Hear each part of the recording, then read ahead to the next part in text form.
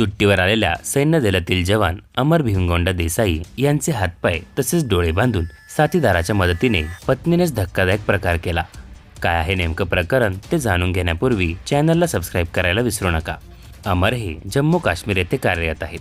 3 जुलैला ते सुट्टीवर आले होते। त्यांची सुट्टी 1 ऑगस्टपर्यंत असल्याने घरातील सर्व कामे ते करत होते। त्यांचं मूळ गाव नूल असून सध्या गडहिंग्लजमधील पाटणे सिमेंट पाईप कारखान्यानजीक ते स्वतःच्या बंगल्यात पत्नी तेजस्विनी, 8 वर्षाचा मुलगा व 5 वर्षाच्या मुलीसह राहतात। 18 जुलै रोजी घरातील सर्व कामं आटपून ते बेडवर झोपले असताना रात्री 9:30च्या सुमारास त्यांना आपल्या तोंडात कोणीतरी काही कोंबत आहे असा भास झाला।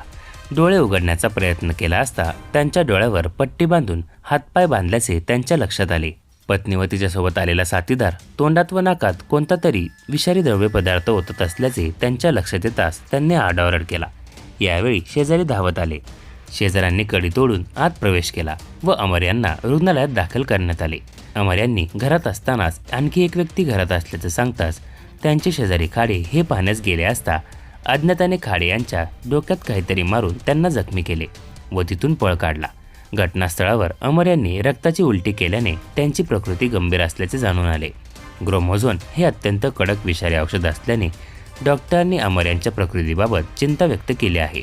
अधिक तपास पोलीस निरीक्षक गजानन सरगर यांच्या मार्गदर्शनाखाली सपोने निशानदार करत आहेत। पोलीस निरीक्षक सरगर यांनी कोल्हापूरच्या फॉरेन्सिक पथकाला पाचारण केले। पथकाने विविध वस्तूंवरील ठसे आणि कपडे घेतले असून तपास सुरू केला आहे।